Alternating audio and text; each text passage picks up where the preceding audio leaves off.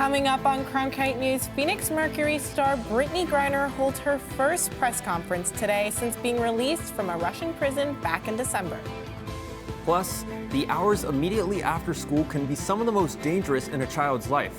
Find out what some local organizations are doing to keep them safe. And later, the NFL draft begins tonight. We'll get a look at what's ahead. Cronkite News starts now.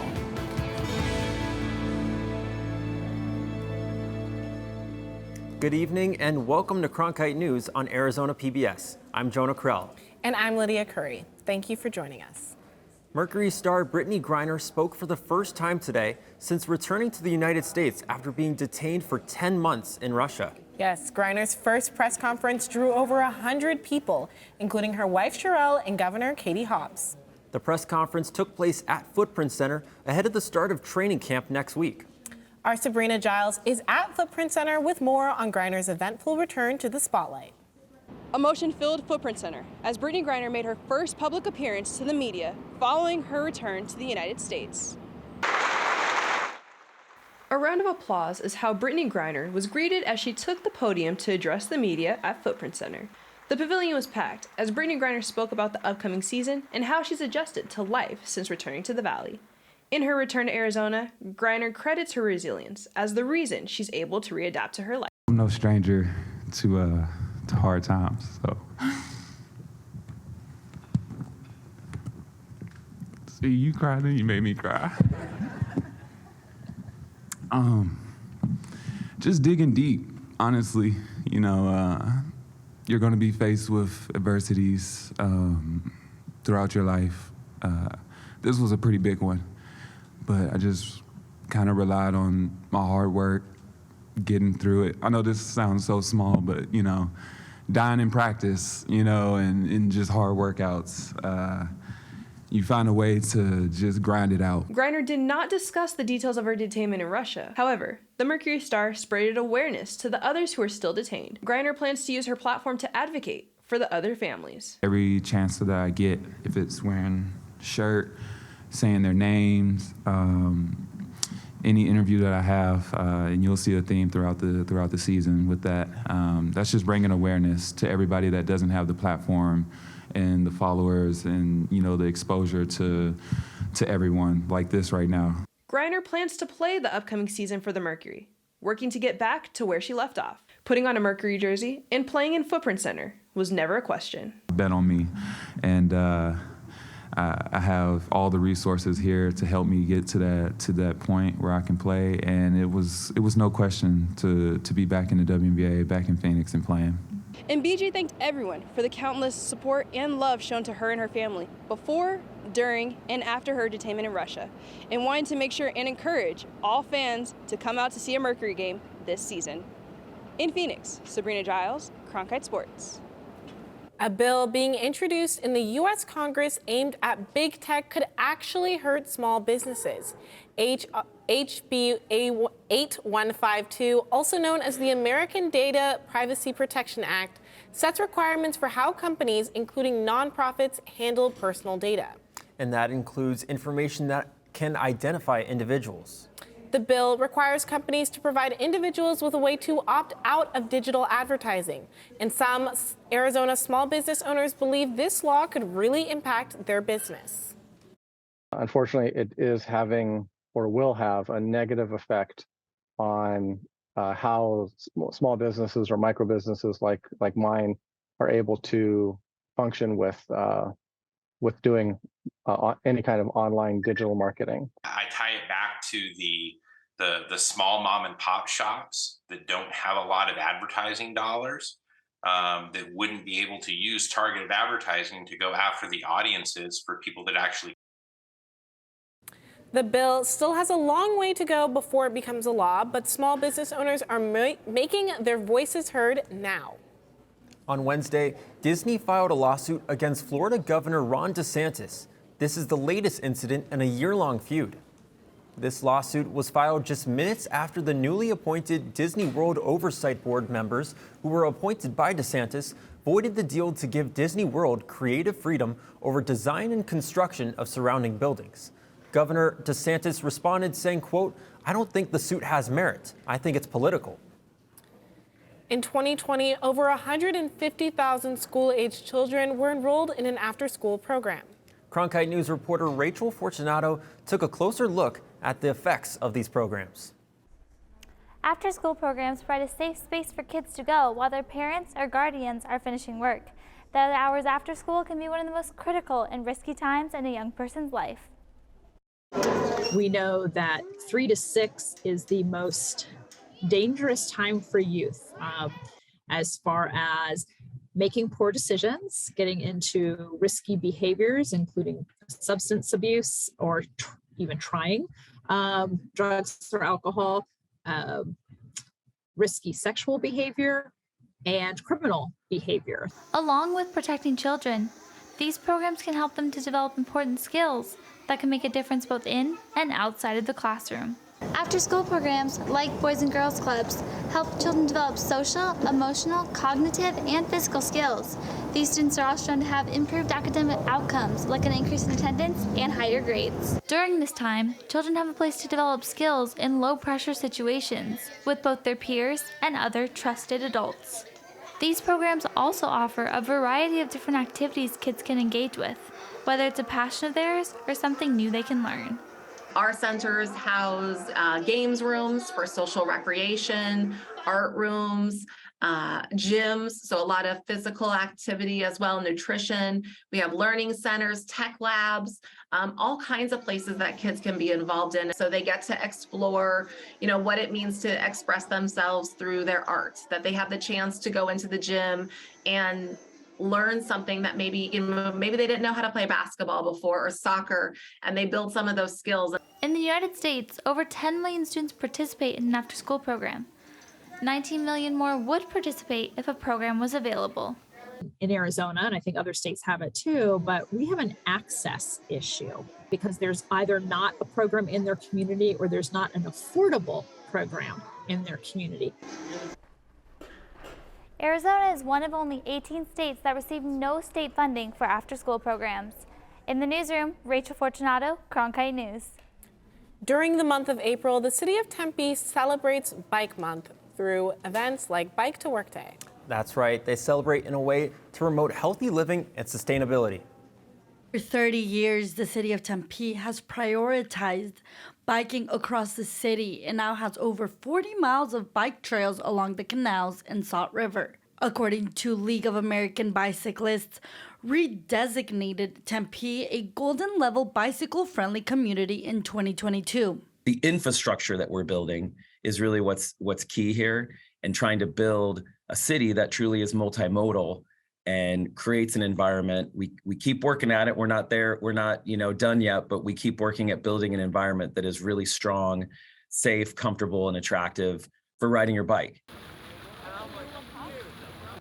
Although the city of Tempe is a gold level bicycle-friendly community, Thomas Chernowski, an assistant professor at the ASU Fulton School of Engineering, has created a project that aims to help decision makers be in the shoes of a biker and their experience with the bicycle infrastructure. And so the project has two parts. The first part is focused on community engagement, going out in the community, doing interviews. That is led by my collaborator, Deborah Salon and Wei Tam Jam. And then there's my part, which is to provide evidence and a kind of a support for the stories that they're collecting using technologies. Studies like this will not only help the city of Tempe to become a better and safer city for cyclists, but hopefully a model for surrounding cities. Continues to evolve. We're trying to innovate and create better roadways for all. I'd say that the work that we've done in the last 30 years has led us to have a, above national average bicycle commute percent. We've been recognized as a bicycle-friendly community for years and years, but we're not done, and we have a next generation of improvements that we want to make. The goal is to promote a healthier lifestyle and safer bike paths. In Tempe, Valeria Rodriguez, Cronkite News. There has been an uptick in encounters between coyotes and humans. After the break, a closer look at what's behind the jump. And find out exactly what to do if you find yourself face to face with a coyote. That's next on Cronkite News. We might be hitting triple digits here in Phoenix. I've got your full forecast coming up after the break.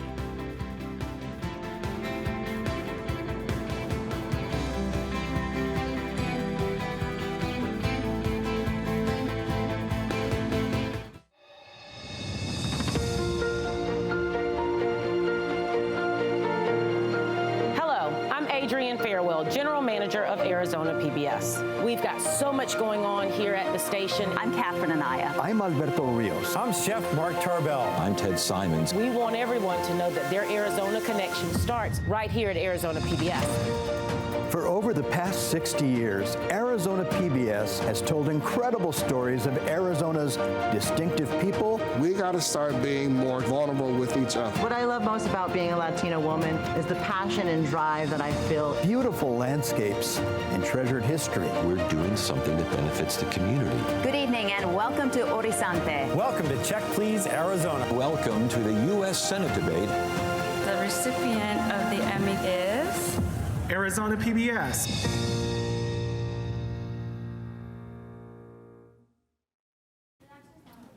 Coyotes are common in Arizona, and recently human and coyote encounters have gotten a lot of attention. They have, and Sydney Whitty tells us there are ways to limit meeting up with these wild animals.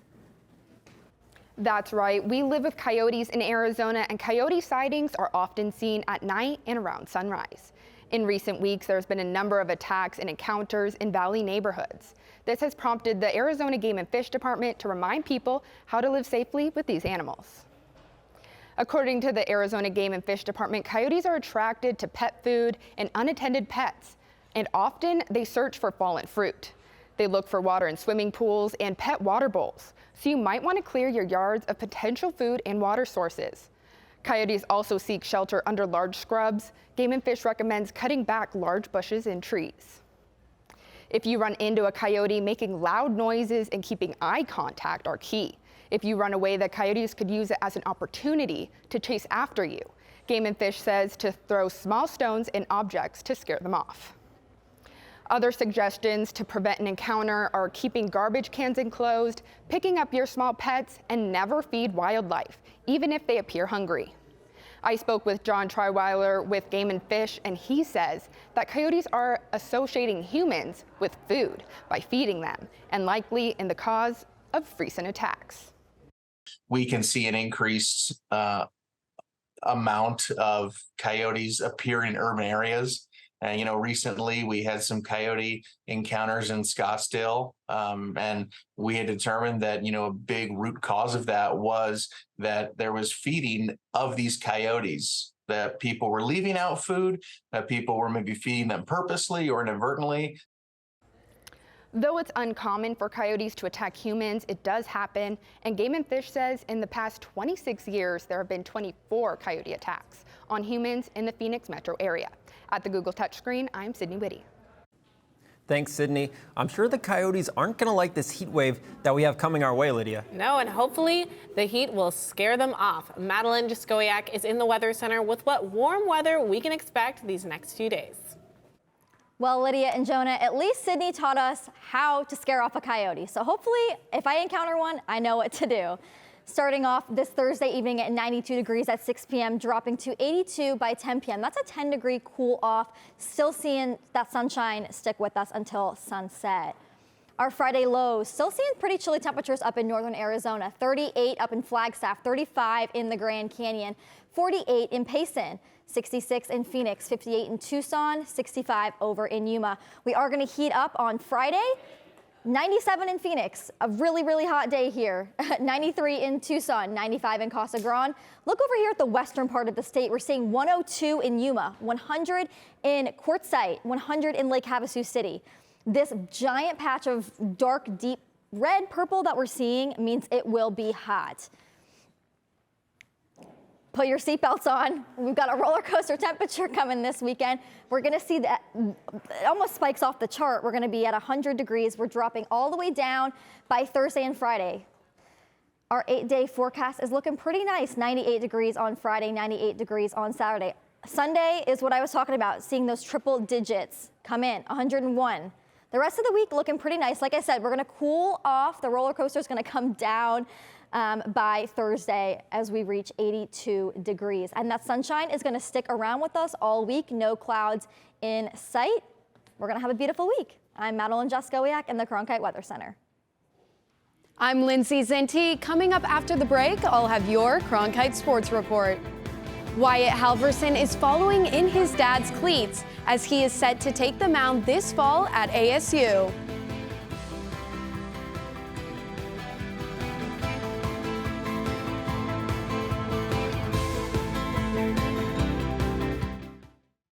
Cronkite News provides students at ASU's Walter Cronkite School of Journalism with the opportunity to gain real-world experience in the newsroom. At Cronkite News, our students produce professional content for audiences by taking on all roles, whether they be reporting, anchoring, producing, or studio production.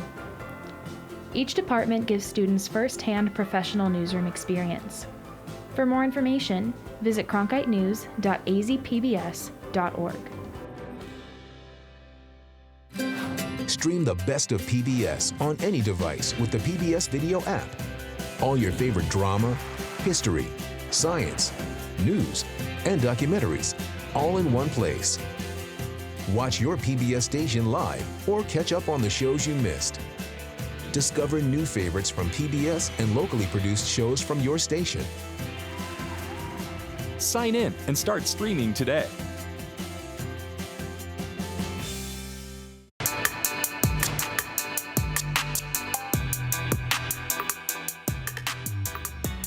Welcome to the Cronkite Sports Report. I'm Lindsay Zinti. Time is ticking in Kansas City as the NFL draft begins later this evening. The Arizona Cardinals hold the 3rd overall pick, and fans are eager to see how the Gannon era of Cardinals football will play out. Our own Olivia Eisenhower is in Kansas City with more.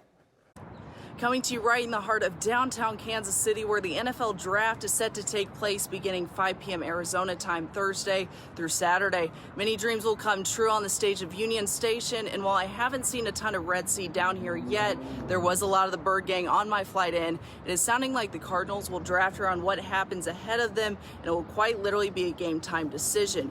Do they stay put and take that big name, or do they trade down for more draft capital? As the team has shared, they've received several calls to trade that 3 spot. Tennessee and Indianapolis have been rumored as the 2 teams that would like to take that 3 spot from them. A lot of factors to sort out before the pick is in here in Kansas City. From downtown, Olivia Eisenhower, Cronkite Sports. If there's one thing that defines the Sun Devil baseball program, it's tradition. Cronkite Sports reporter Noel Blumel found the latest example at Chaparral High School. A pitcher who will suit up in the maroon and gold this fall, just like his father did 25 years ago alongside head coach Willie Bloomquist. Chaparral High School's baseball program is known for its influx of talent. We have a Hall of Fame wall over back behind the stands with a lot of players on there that went to play Division I baseball. We had to cut it down to players that went Division I because there's so many that have played at the next level. It's pretty remarkable. Most recently among this year's talent pool is senior pitcher Wyatt Halverson. Halverson committed to play at Arizona State just this past fall, but between attending games his whole life and ability to throw hard from a young age, people saw this coming years before. You would see his arm work, and you're like, okay, that's going to be a big-time arm. You know, I'd tell everybody, like, he's going to be a mid-90 arm at some point in his career. Gerlach said Halverson struggled a bit on the mound last year, but that he never quit and kept his team-first mentality. For me, it was just kind of working hard, staying consistent in what I'm doing, and giving my team the best chance to win is what I do here, and that's what I plan on bringing to ASU too. A full circle moment, as the Halverson family described it. And despite entertaining other options that came earlier in the recruitment process, when Wyatt finally received the offer from Arizona State, there was no question that the maroon and gold would officially be his future. I got a text, and he was like, the coach was like, I think it's time to make you a Sun Devil. I was just going crazy. This moment was even more surreal because not only would Wyatt be following in his father's footsteps of playing at ASU, but he will be coached there by Willie Bloomquist, his dad's former Sun Devil teammate. I wanted him to be where it felt like it was the best fit for him. But, you know, when that turned out to be ASU and all the other dynamics involved as far as, you know, having one of my college teammates as a head coach, you know, it makes for a really cool story. Greg and Bloomquist are a part of the 1998 World Series Sun Devil team that fell short to USC. But he hopes for a different result for Wyatt. Well, I want him to win the College World Series. I want him to do what his dad didn't get done. And I think that's what Willie wants too. Wyatt will live out his childhood dream and begin his quest for Omaha this fall. In Scottsdale, Noelle Blumel, Cronkite Sports. Zach Gallen has been a powerhouse for the Diamondbacks for the last 4 years. His streak continues into this season as he extends his scoreless streak to 28 innings. Gallen is ranked in the top 10 in the MLB for ERA. He currently leads the league with 51 strikeouts this season. The Diamondbacks won last night's game against the Kansas City Royals 2-0, where Gallen struck out 12 batters. The pitcher has had 5 starts this month and carries a record of 4-0. In her first press conference back in the States, Brittney Griner shares what she's looking forward to as she enters her 10th season in the WNBA. Griner shares her excitement to return to the court alongside longtime teammate Diana Taurasi. During the press conference, Griner explains the bond the two have and the impact while she was away. Playing with Dee, I mean, who wouldn't want to play with a walking fossil? No, I'm playing. She's gonna kill me. She's gonna kill me. No, I'm just so glad. I was really worried, honestly.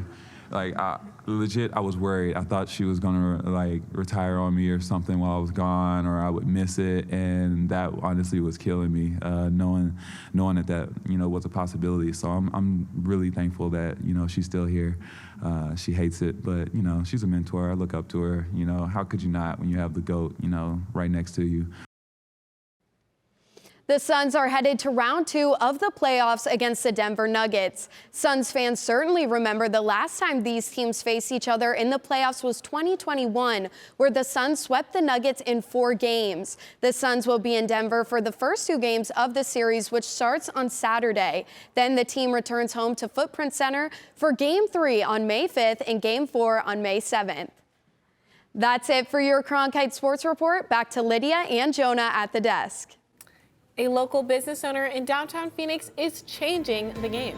Business is brewing for this brewery owner. After the break, we hear about how this owner is challenging the status quo and making a difference in this business.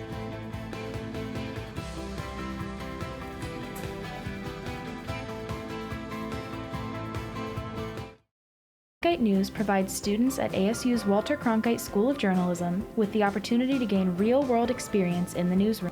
At Cronkite News, our students produce professional content for audiences by taking on all roles, whether they be reporting, anchoring, producing, or studio production. Each department gives students first-hand professional newsroom experience. For more information, visit cronkitenews.azpbs.org. Stream the best of PBS on any device with the PBS Video app. All your favorite drama, history, science, news, and documentaries, all in one place. Watch your PBS station live or catch up on the shows you missed. Discover new favorites from PBS and locally produced shows from your station. Sign in and start streaming today. 50% of beer drinkers are women, but they are not being represented. Megan Greenwood, the owner of Greenwood Brewery, explains the struggles along with the triumphs of being a female in a male-dominated industry. Cronkite News reporter Gianna Abdallah introduces us to Megan Greenwood herself. I come from a manufacturing background. I'm an engineer by degree, and my roommate at the time thought I'd really enjoy home brewing, and so he bought me a homebrew kit for my birthday. And turns out I really did enjoy brewing, and about a month later, I was brewing every week. I had a microbrewery in my garage that I had 8 beers on tap, and I just loved creating a product. And I was finding that when I was going out to these bars and restaurants, I was automatically being stereotyped as a woman beer drinker, and was finding that I would go to a bar and the person would address my colleague my male colleague with the latest IPA, but he or she would recommend the blueberry beer to me. So I saw this as a gap in an industry that is not thinking about 50% of their consumer base, which is women. And I saw an opportunity in this industry. So launching Greenwood, one of the first conversations I had was with a bank. I want to start a brewery and I want to self-fund this project. So could I lend $1 million for this brewery? And the woman that I talked to was like, that's really cute. I love that you want to start a brewery, but nobody's going to lend you $1 million on something that you've never worked in professionally. And so I started knocking on doors of breweries all around Phoenix Metro and found a brewery that was half owned by a woman, and she understood and got what I was trying to do. And so I started Greenwood Brewing, renting space from another brewery. So I would say some of the challenges along that were being taken seriously as a woman that was starting a brewery with a lot of the lenders. My recommendation to women is to just start, especially if you're thinking about a specific idea. Find somebody to shadow, go to a meeting in the industry, find a mentor, have a coffee with somebody, just start. You're not going to get anywhere if you don't take that first step, so just start. Megan Greenwood wants women now and in the future to feel confident to make positive change in any male-dominated industry. In the newsroom, Gianna Abdallah, Cronkite News. That's it for Cronkite News tonight. Thanks for joining us.